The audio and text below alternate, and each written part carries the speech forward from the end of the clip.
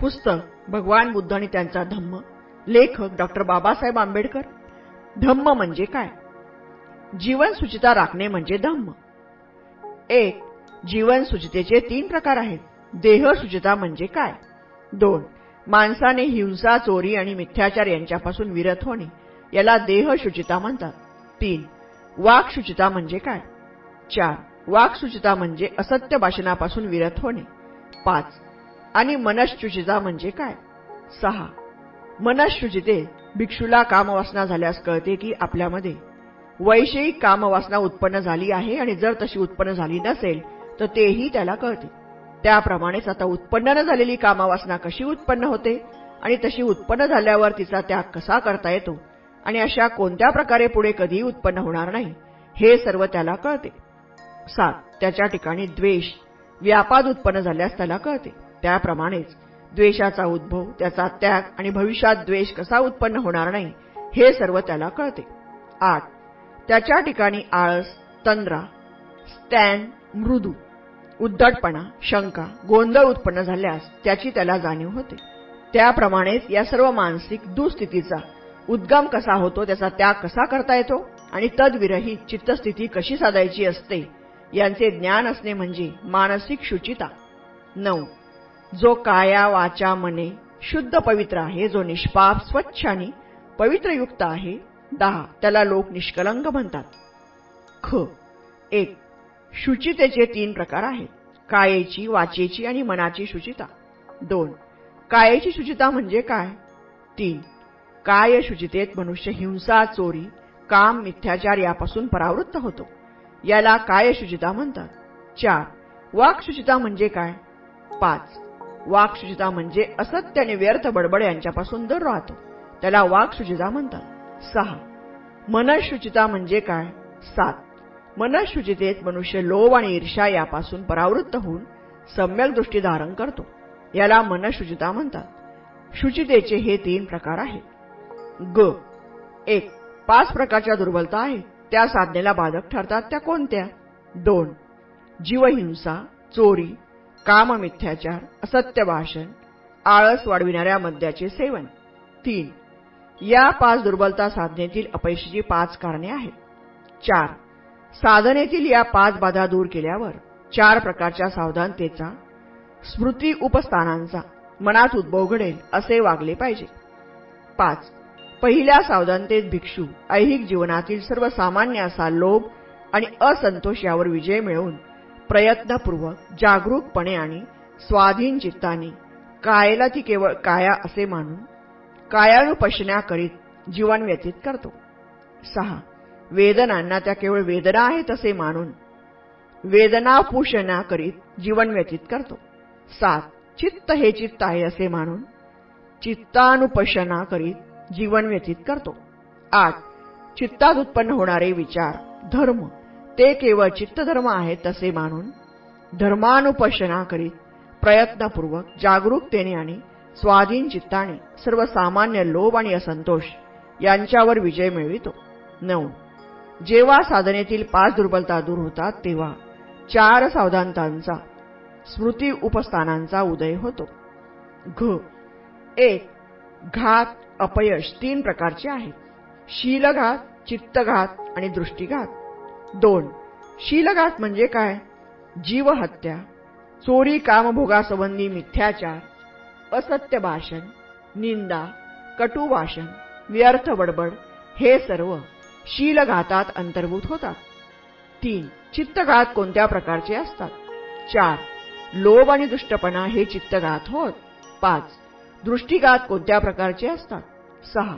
दृष्टीघातामुळे माणूस असा विकृत दृष्टिकोन स्वीकारतो की दान, त्याग, परित्याग यामध्ये काहीच गुण नाही, सदाचार आणि दुराचार यांना काही फल नाही की त्याचा परिणामही घडत नाही, इहलोक नाही की परलोक नाही, आई नाही की बाप नाही आणि प्राणी स्वोत्पन्नही नाही. या जगामध्ये ज्यांनी अत्युच्च शिखर गाठले आहे, पूर्णता मिळविली आहे, ज्यांना आपल्या आंतरिक शक्तीने या ऐहिक जगापलीकडल्या जगाचा साक्षात्कार आहे आणि जे त्या जगाच्या अस्तित्वाची घोषणा करू शकतात, असे श्रमण आणि ब्राह्मण या जगात नाहीत असे जे समजतात, त्या लोकांच्या ठिकाणी हे भिक्षू हो, दृष्टिघात झाला आहे असे समजावे. 7. भिक्खूंनो, शीलघात, चित्तघात आणि दृष्टिघात या 3 घातांमुळे प्राण्याला मरणानंतर दुर्गती प्राप्त होते, असे हे 3 घात आहेत. 8. भिक्खूंनो, लाभ 3 प्रकारचे असतात, ते म्हणजे शीललाभ, चित्तलाभ, दृष्टिलाभ. 9. शीललाभ म्हणजे काय? 10. हिंसा, चोरी, मिथ्याचार, असत्य भाषण, निंदा, कटू भाषण, व्यर्थ बडबड यांच्यापासून परावृत्त होणे म्हणजे शीललाभ होय. 11. चित्तलाभ म्हणजे काय? 12. लोभ आणि दुष्टपणा यापासून दूर राहणे म्हणजे चित्तलाभ होय. 13. दृष्टिलाभ म्हणजे काय? 14. दान, त्याग, परित्याग यामध्ये काही पुण्य आहे. सदाचार आणि दुराचार यांची फळे आणि परिणाम भोगावे लागतात. इहलोक आणि परलोक आहे. आईबाप आणि स्वोत्पन्न प्राणी आहेत, ज्यांना या जगापलीकडील दुसऱ्या जगाचा साक्षात्कार झाला आहे आणि जे तशी त्याची घोषणा करू शकतात असे श्रमण आणि ब्राह्मण आहेत, अशी दृढ समजूत म्हणजे दृष्टिलाभ. भिक्षूंनो, या समजुतीला दृष्टिलाभ म्हणतात. 15. या 3 लाभांमुळेच प्राण्याला शरीरनाशानंतर दैववान स्वर्गीय सुगती लाभते. भिक्खूंनो, असे हे 3 लाभ आहेत. 2. जीवनात पूर्णता साधणे म्हणजे धम्म होय. 1. 3 प्रकारच्या पूर्णता असतात. 2. कायिक, वाचिक आणि मानसिक. 3. मानसिक पूर्णता कोणत्या प्रकारची असते? 4. आसवे अथवा चित्तमल पुरा नष्ट होऊन या जीवनात संपूर्ण चित्त विमुक्तीचा अनुभव म्हणजे पूर्णता म्हणतात. 5. आणखीही पारमिता आहेत आणि भगवान बुद्धाने त्या सुबुद्धीला सांगितले. 6. सुबुद्धी हा बोधिसत्वाची दान पारमिता कोणत्या प्रकारची असते? 7. तथागता बोधिसत्व चित्ताच्या अवस्थांची जाणीव ठेवून अंतर्बाह्य वस्तूचे दान करतो आणि त्या सर्व प्राणीमात्रांना दिल्यावर बोधीला त्या अर्पण करतो. दुसऱ्यांनाही तो तसे करण्याची प्रेरणा देतो. कुठल्याही वस्तूबद्दल त्याच्या मनात आसक्ती नसते. या अवस्थेला दान पारमिता म्हणतात. 8. सुबुद्धी हा बोधिसत्वाची शील पारमिता कशी असते? 9. तथागतः या पारमितेत तो स्वतः सदाचाराची 10 पत्ते पाळीत असतो आणि इतरांना तसे करण्याची प्रेरणा देतो. 10. सुबुद्धी हा बोधिसत्वाची शांती पारमिता कशी असते? 11. तथागतः या पारमितेत तो स्वतः क्षमाशील होऊन इतरांना तसे होण्याची प्रेरणा देतो. 12. सुबुद्धी हा बोधिसत्वाची वीर्य पारमिता कशी असते? 13. तथागतः या पारमितेत तो 5ही पारमितांच्या परिपूर्तीत अखंड मग्न राहतो आणि इतरांनाही तसेच करण्याची प्रेरणा देतो. 14. सुबुद्धी हा बोधिसत्वाची समाधी ही पारमिता कशी असते? 15. तथागतः या पारमितेत कौशल्याने तो ध्यान साधतो, तथापि तो तत्संबंधित रूपलोकात परत जन्म घेत नाही आणि इतरांनाही तो तसेच करण्याची प्रेरणा देतो. 16. सुबुद्धी हा बोधिसत्वाची प्रज्ञा पारमिता कशी असते? 17. तथागतः या पारमितेत तो कोणत्याही एका धर्मात भौतिक अथवा आधिभौतिक मग्न न राहता सर्व धर्माच्या अभिजात स्वरूपाचे चिंतन करीत असतो आणि तसे करण्यास इतरांना प्रेरणा देतो. 18. अशा पारमिता अंगी बाणविणे यालाच धम्म म्हणतात. 3. निब्बाण प्राप्त करणे हा धम्म आहे. 1. निब्बाणासारखे परमसुख दुसऱ्या कशानेही लाभत नाही, असे भगवान बुद्धाचे वचन आहे. 2. भगवान बुद्धाने शिकविलेल्या सर्व सिद्धांताचा निब्बाण हा केंद्रवर्ती सिद्धांत आहे. 3. निब्बाण म्हणजे काय? बुद्ध प्रणित निब्बाण हे बुद्धपूर्व लोकांनी सांगितलेल्या निब्बाणापेक्षा अर्थाने आणि आशयाने वेगळे आहे. 4. बुद्धपूर्व लोक निब्बाण म्हणजे आत्म्याचा मोक्ष असे मानित असत. 5. 4 प्रकारच्या मोक्ष पूर्वी मांडला जात असे. पहिला लौकिक म्हणजे खा प्या मजा करा या जड स्वरूपाचा, दुसरा यौगिक, तिसरा ब्राह्मणी आणि चौथा औपनिषदिक. 6. ब्राह्मणी आणि औपनिषदिक निब्बाण कल्पनेत एक साम्य होते. या दोन्ही कल्पनात आत्म्याला स्वतंत्र अस्तित्व आहे असे मानले जाईल. भगवान बुद्धाने या सिद्धांताचा निषेध केला आहे, म्हणून निब्बाणविषयक ब्राह्मणी आणि औपनिषदिक शिकवणुकीचे खंडन करणे भगवान बुद्धाला कठीण गेले नाही. 7. निब्बाणाची लौकिक कल्पना ही अत्यंत जड स्वरूपाची असल्यामुळे भगवान बुद्धास ती कधी प्रिय नव्हती, कारण या लौकिक कल्पनेत माणसाच्या प्राणी म्हणून ज्या ऐंद्रिय भूका असतात त्यांचे शमन करणे या पलीकडे दुसरा आशय नाही. त्यात आध्यात्मिक असे काहीच नव्हते. 8. असली निब्बाणाची कल्पना मान्य करणे म्हणजे बुद्धाच्या मते मानवाची अत्यंत हानी करण्यासारखे आहे. 9. कारण इंद्रिय भुकांचे शमन करणे म्हणजे अधिक भुका निर्माण करण्यासारखे आहे. अशा प्रकारचा जीवनमार्ग कोणत्याही प्रकारचे सौख्य मिळवून देऊ शकत नाही. उलट त्याने मिळणाऱ्या सुखाने अधिक दुःख निश्चितपणे वाट्यास येते. 10. योगातील निब्बाण कल्पना म्हणजे एक केवळ तात्पुरती अशी व्यवस्था होती. त्याने मिळणारे सुख हे नकारात्मक स्वरूपाचे होते आणि ते मिळविण्यासाठी सर्व संसार परान्मुख व्हावे लागते. त्याच्या योगाने वेदना टाळता येतात, परंतु सुख मिळत नाही आणि सुख मिळालेच तर ते योग चालू आहे तोपर्यंतच. ते स्थायी स्वरूपाचे नव्हते, अस्थायी स्वरूपाचे होते. 11. भगवान बुद्धाची निब्बाण विषयक कल्पना पूर्वीच्या मतप्रणालीपेक्षा वेगळी होती. 12. त्याच्या निब्बाण कल्पनेत 3 विचारांचा अंतर्भाव होतो.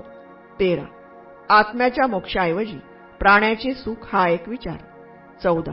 जिवंतपणी या सर्व संसारात असताना सुख हा दुसरा विचार. आत्म्याचा मोक्ष आणि मृत्यूनंतर आत्म्याला मोक्ष मिळणे हे 2 विचार बुद्धाच्या निब्बाण कल्पनेला अगदी अपरिचित आहेत. 15. भगवान बुद्धाच्या निब्बाण कल्पनेतील मूल आधार असा तिसरा विचार म्हणजे सदैव प्रज्वलित असणाऱ्या विकारांच्या ज्वालांवर निग्रह साधणे. 16.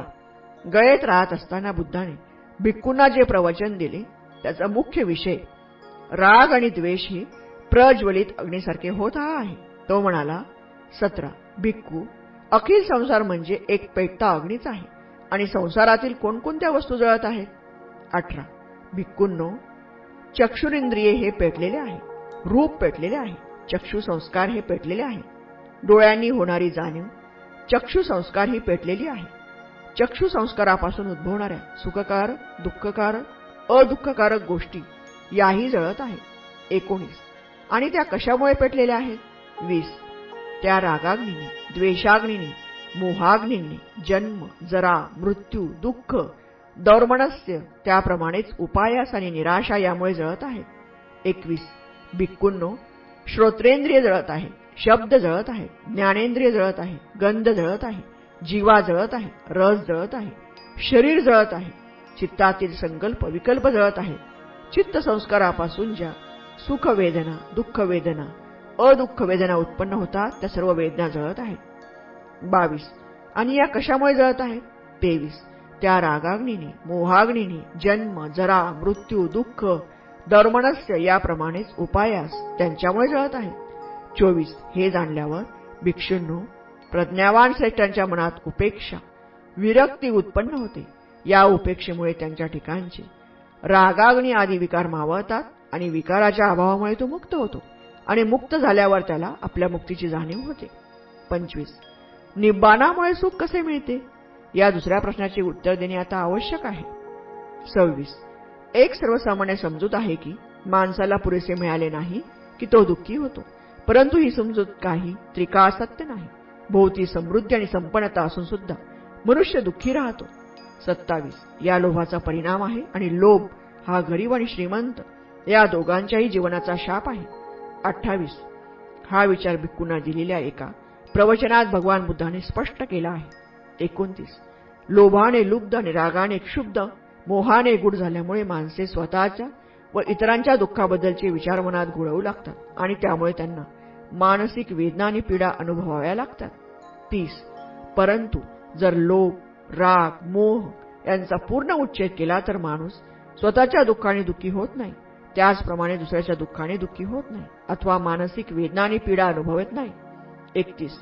आणि असे झाले की बंधूंनो, ते हवेसे वाटणारे आणि आकर्षक आणि जे बुद्धिवान श्रावकांना साध्य असे ते निब्बाण भविष्य जीवनात नव्हे तर ते इह जन्मी हस्तगत होऊ शकते. 32. माणसाला दग्ध करणारे आणि त्याला असुखी करणारे असे दुःखाचे मूळ कशात आहे हे वरील प्रवचनात स्पष्ट झाले आहे. माणसाच्या रागद्वेषांवर अग्नीचे रूपक योजून बुद्धाने येथे माणसाच्या असुखाचे परिणामकारक स्पष्टीकरण केले आहे. 33. रागद्वेषाच्या अधीन होण्याने मनुष्य दुःखी होतो. राग, द्वेष हे विकार म्हणजे मनुष्याच्या निब्बाण स्थितीपर्यंत पोहोचण्याच्या मार्गात अडचणी निर्माण करणाऱ्या शृंखलाच आहेत. ज्या क्षणी मनुष्य या विकारांपासून मुक्त होतो त्या क्षणीच तो निब्बाण मार्ग आक्रमू लागतो. 34. भगवान बुद्धाच्या मते या विकारांचे 3 प्रकारचे वर्ग आहेत. 35. पहिल्या वर्गात तृष्णेतून उद्भवणारे कामुकता आणि लोभ हे विकार येतात. 36. दुसऱ्या वर्गात वितृष्णेतून उद्भवणारे घृणा, क्रोध आणि द्वेष हे दोष येतात. 37. तिसऱ्या वर्गात अविद्येतून उद्भवणारे जडता, मूर्खता आणि मूढता हे दोष येतात. 38. पहिल्या राग व दुसऱ्या द्वेष अग्नीचा संबंध भावना आणि दुसऱ्या संबंधीचा दृष्टिकोन आणि भूमिका यांच्याशी निगडित आहे. तर तिसऱ्या प्रकारचा अग्नी मोह हा जे सर्व विचार सत्यापासून भिन्न असतात त्यांच्याशी निगडित आहे. 39. भगवान बुद्धाच्या निब्बाण सिद्धांतासंबंधी काही गैरसमजुती आहेत. 40. निब्बाण शब्दाचा व्युत्पत्तीदृष्ट्या अर्थ फुंकर घालून विझविणे किंवा मालविणे असा आहे. 41. या शब्दाच्या व्युत्पत्तीचाच आधार घेऊन टीकाकारांनी निब्बाण सिद्धांत अर्थहीन बनविला आहे. 42. ते असे मानतात की निब्बाण म्हणजे सर्व मानवी विकार मालविणे आणि ही क्रिया मृत्यू समान आहे. 43. असा वाकडा अर्थ लावून त्यांनी निब्बाण सिद्धांत हास्यास्पद बनविण्याचा प्रयत्न केला आहे. 44. टीकाकार लावतात तसा निब्बाणाचा अर्थ बुद्धाला अभिप्रेत नव्हता.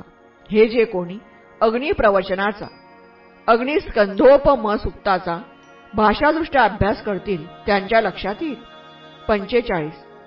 अग्निस्कंधोपम सुक्तात जीवन म्हणजे अग्नी आणि मृत्यू म्हणजे तो मालविणे असे म्हटलेले नाही. तिथे म्हटले आहे की रागाग्नी, द्वेषाग्नी आणि मोहाग्नी जळत आहेत. 46. सर्व प्रकारच्या प्रवृत्तींना पूर्णपणे मालवून टाकावे असे अग्निसुक्त म्हणत नाही. ते एवढेच म्हणते की पेटत्या ज्वालेला अधिक इंधन पुरवू नका. 47. दुसरी गोष्ट अशी की टीकाकार निब्बाण आणि परिनिब्बाण या भेद न करण्यात चुकले आहे. 48. उदानास असे सांगितले की जेव्हा शरीर नाश पावते, पाहणे थांबते, संज्ञा नाहीशा होतात, चलनवलनादी क्रिया थांबतात, चेतना जाते, तेव्हा परिनिब्बाण घडते. परिनिब्बाण म्हणजे पूर्णपणे मालविणे, नाहीसे होणे. 49. निब्बाण या शब्दाच्या ठिकाणी वरील अर्थ नाही. निब्बाण म्हणजे धर्ममार्गावर वाटचाल करता येईल इतका पुरेसा आपल्या प्रवृत्तीवर ताबा असणे. यापेक्षा निब्बाण शब्दात अधिक अर्थ अभिप्रेत नव्हता. 50. निब्बाण हा निर्दोष जीवनाला प्रतिशब्द आहे हे बुद्धाने राधला एके ठिकाणी स्पष्ट सांगितले आहे. 51. एकदा स्थवीर राध तथागताकडे गेला.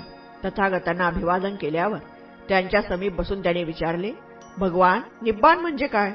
52. भगवंतांनी उत्तर दिले, निब्बाण म्हणजे निर्दोष जीवन. 53. भगवान, परंतु निब्बाणाचा उद्देश काय? 54. राध, निर्दोष जीवन हा निब्बाणाचा उद्देश आहे. निब्बाण हे जीवनाचे ध्येय आणि साध्य आहे. 55. निब्बाण म्हणजे मालविणे किंवा नाश नव्हे हे बुद्धाने सारीपुत्तला पुढील प्रवचनात स्पष्ट केले आहे. 56. एकदा भगवान श्रावस्तीतील अनाथपिंडकाच्या आश्रमात वास करीत होते.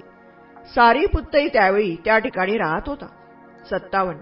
भिक्खूंना उद्देशून भगवंत म्हणाले, भिक्षूंनो, ऐहिक संपदेऐवजी धम्माचे तुम्ही दायाद व्हा. तुमच्याविषयी वाटणाऱ्या करुणेने तुम्हाला धम्मातील वाटा मिळावा म्हणून मी तुम्हाला धम्माचे दायाद बनवित आहे. 58. असे बोलून भगवान आपल्या गंधकुटीत गेला. 59. सारीपुत्त मागे राहिला आणि भिक्षूंनी त्याला निब्बाणाचा अर्थ स्पष्ट करण्यास सांगितले. 60. तेव्हा सारीपुत्त म्हणाला, लोभ हा दोष आहे, द्वेष हा दोष आहे. 61. हा लोभ आणि द्वेष घालविण्याचा मार्ग मध्यम मार्ग होय. हा मार्ग आपल्याला पाहायला शिकवतो, जाणायला शिकवितो आणि ज्ञान देतो. तो आपल्याला शांती, अभिज्ञा, बोधी आणि निब्बाण याचकडे नेतो. 62. हा मध्यम मार्ग कोणता? हा मध्यम मार्ग म्हणजे अष्टांग मार्ग होय. त्याशिवाय दुसरा नाही. सम्यक दृष्टी, सम्यक संकल्प, सम्यक वाणी, सम्यक कर्मांत, सम्यक आजीविका, सम्यक प्रयत्न, व्यायाम, सम्यक स्मृती आणि सम्यक समाधी. भिक्षूंनो, हा मध्यम मार्ग आहे. 63. होय, क्रोध, द्वेष, ईर्ष्या, मत्सर, कृपणता, लालचीपणा, ढोंग, लबाडी, उद्धटपणा, मोह, प्रमाद हे सर्व दुष्ट विकार आहेत. 64. मोह आणि प्रमाद यांचा परिहार मध्यम मार्गाने होतो. त्याच्या योगाने पाहायला दृष्टी मिळते. हा मार्ग आपणाला पाहायला शिकवितो आणि ज्ञान देतो आणि आपणाला शांती, अभिज्ञा, बोधी आणि निब्बाण याकडे नेतो. 65. निब्बाण हे दुसरे काही नसून तो अष्टांग मार्ग आहे. 66. अशा रीतीने सारीपुत्ताने निब्बाणाचे प्रवचन केले आणि भिक्षूंना ऐकून आनंद वाटला. 67. निब्बाणात जो मूलभूत विचार आहे तो म्हणजे अष्टांग मार्ग. अष्टांग मार्गाशिवाय निब्बाणाला दुसरा अर्थ नाही. 68. प्रवृत्तींचा संपूर्ण उच्छेद आणि परिनिब्बाण ही 2 टोके आहेत आणि निब्बाण हा त्यातील मध्यम मार्ग आहे. 69. हे लक्षात घेतले असता निब्बाणाच्या कल्पनेसंबंधीच्या गोंधळाचा नीरस होईल. 4. तृष्णा त्याग म्हणजे धम्म. 1. धम्मपदामध्ये भगवान बुद्ध म्हणतो, सर्वात अधिक लाभदायक गोष्ट म्हणजे आरोग्य आणि सर्वात मौल्यवान धन म्हणजे संतोष. 2. या संतोषवृत्तीचा अर्थ दीनपणा किंवा परिस्थिती पुढील शरणागती हा नव्हे. 3. कारण तसा अर्थ करणे बुद्धाच्या शिकवणुकीविरुद्ध आहे. 4. निर्धन लोक धन्य होत असे बुद्धाने कधीही म्हणलेले नाही. 5. पीडिताने आपली परिस्थिती सुधारण्यासाठी प्रयत्न करू नये असे बुद्धाने कधीही सांगितलेले नाही. 6. उलट तो ऐश्वर्याचे स्वागतच करतो. दीनपणे प्राप्त परिस्थितीत खितपत पडण्यापेक्षा वीर्याने म्हणजे उत्साहपूर्वक प्रयासाने ती परिस्थिती बदलण्याचा तो उपदेश करतो. 7. जेव्हा भगवान बुद्ध म्हणतो की संतोष हे सर्वश्रेष्ठ धन होय, तेव्हा त्याच्या म्हणण्याचा अर्थ एवढाच की माणसाने अमर्याद अशा लोभाच्या अधीन होऊ नये. 8.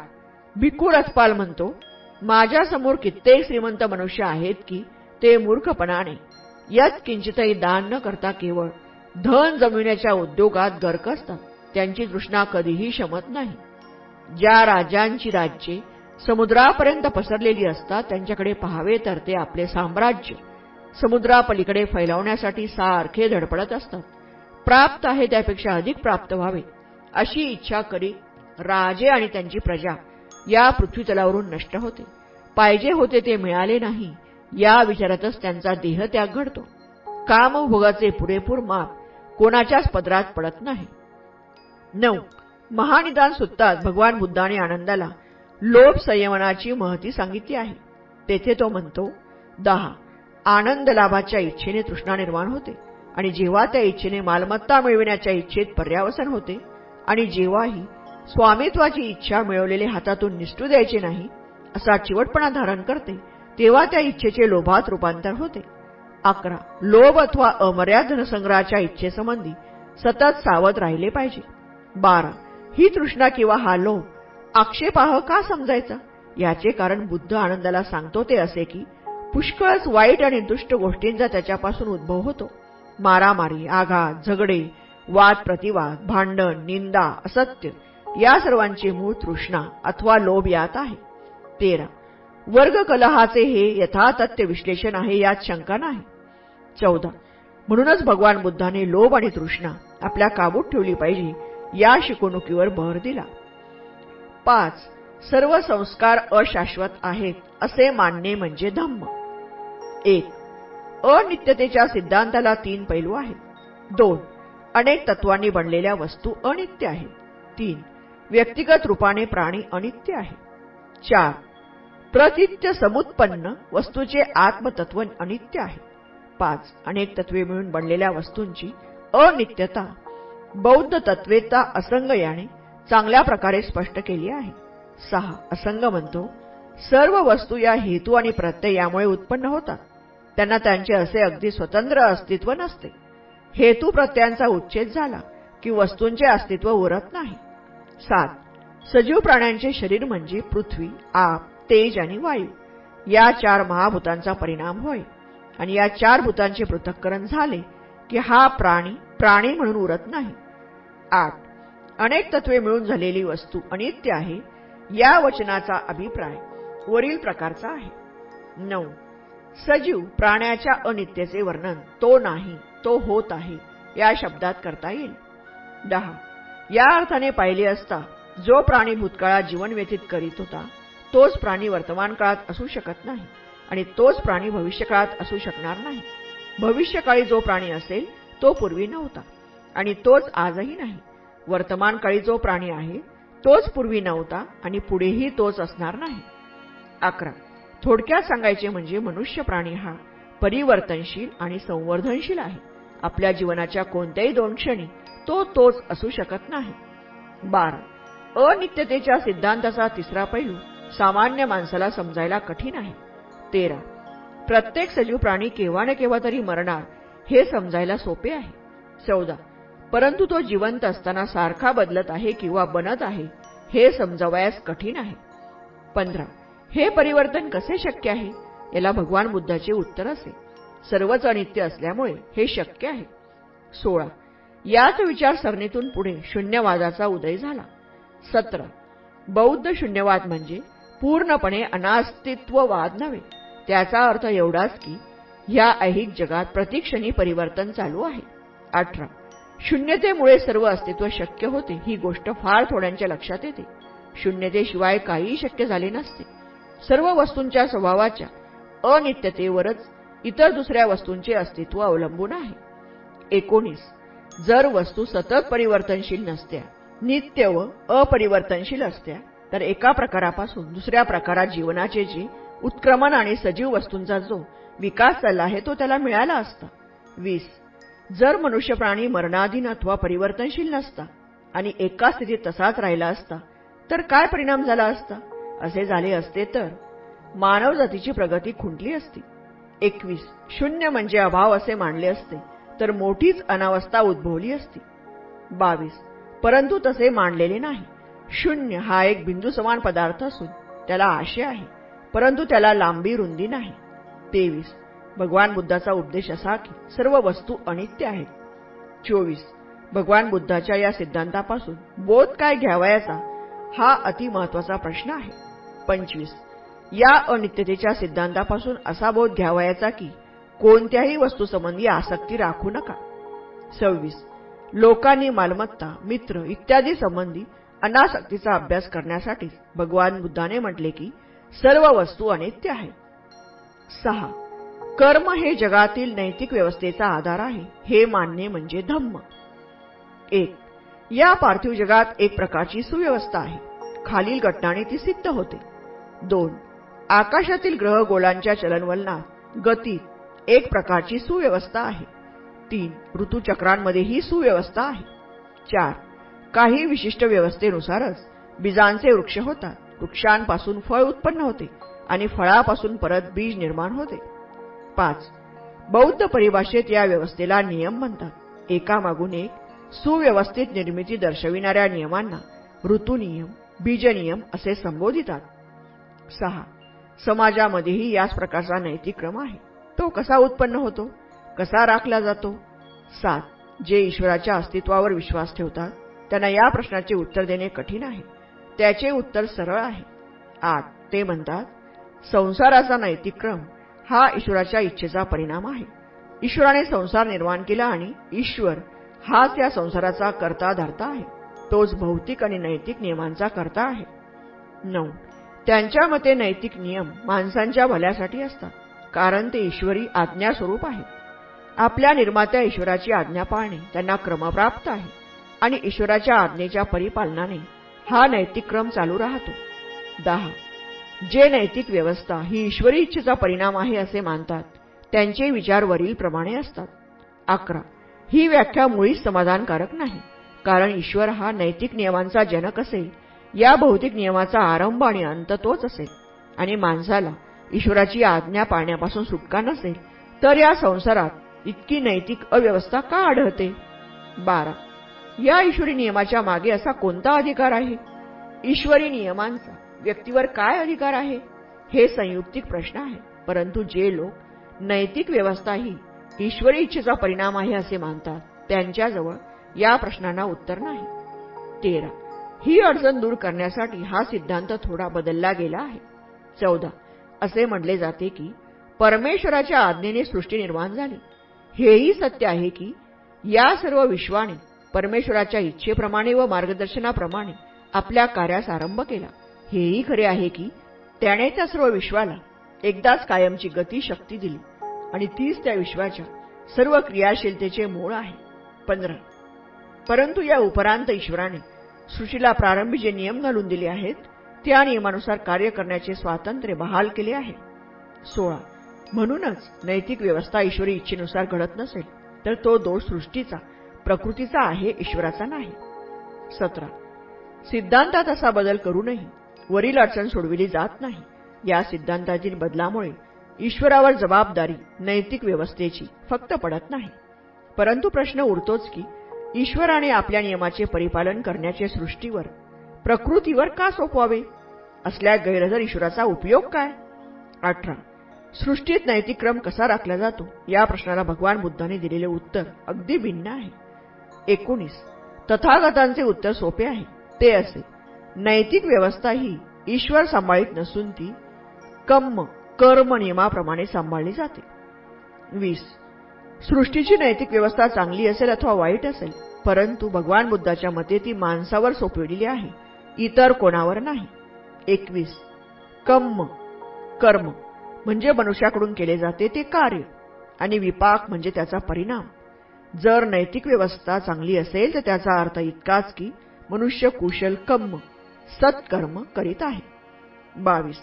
भगवान बुद्ध केवळ कर्मासंबंधीच बोलत नाही. ते ज्यांना कम्म नियम म्हणून ओळखतात त्या कम्माच्या नियमांचेही विवेचन करतात. 23. कम्म नियमाचा बुद्धप्रणीत अभिप्राय असा की ज्याप्रमाणे दिवसामागून रात्र येते त्याप्रमाणे कर्मामागून त्याचा परिणाम येतो, हा एक नियम आहे. 24. कुशल कर्मापासून होणारा लाभ प्रत्येक कुशल कर्म करणाऱ्याला मिळतो आणि अकुशल कर्माचा दुष्परिणाम टाळता येत नाही. 25.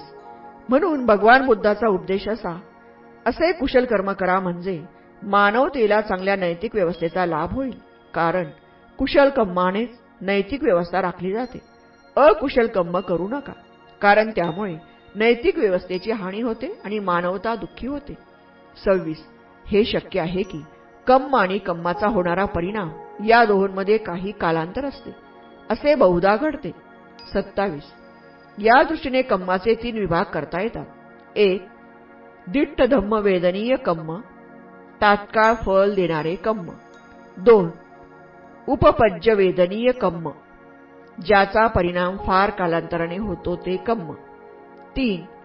अपरापरीय वेदनीय कर्म, अनिश्चित काळाने फळ देणारे कर्म. 28. कर्म हे कधीकधी अहोसी कर्म होऊ शकते, म्हणजे त्याचा काहीच परिणाम होत नाही. कर्मामध्ये ज्या कर्मांचा त्यांच्या आमच्या दुर्बलतेमुळे विपाक अथवा परिणाम होत नाही, किंवा जी कर्मे अन्य सबळ कर्मामुळे बाद होतात त्यांचा समावेश होतो. 29. या सर्व गोष्टी विचारात घेऊनही भगवान बुद्धाच्या कर्माचा नियम अनिवार्य आहे या सिद्धांताला बाधा येत नाही. 30. कर्माचा विपाक फक्त कर्त्याला भोगावा लागतो आणि याशिवाय दुसरा त्यात काहीच आशय नाही. एवढेच काही कर्म सिद्धांतात अभिप्रेत नाही, एवढाच त्यात अभिप्राय आहे असे मानणे चूक आहे. कधीकधी एकाच्या कर्माचा त्याच्याऐवजी दुसऱ्यालाच परिणाम भोगावा लागतो. तथापि हे सर्व कर्म नियमाचेच परिणाम आहेत, कारण तोच कर्म नियम नैतिक व्यवस्था सांभाळतो किंवा मांडतो. 31.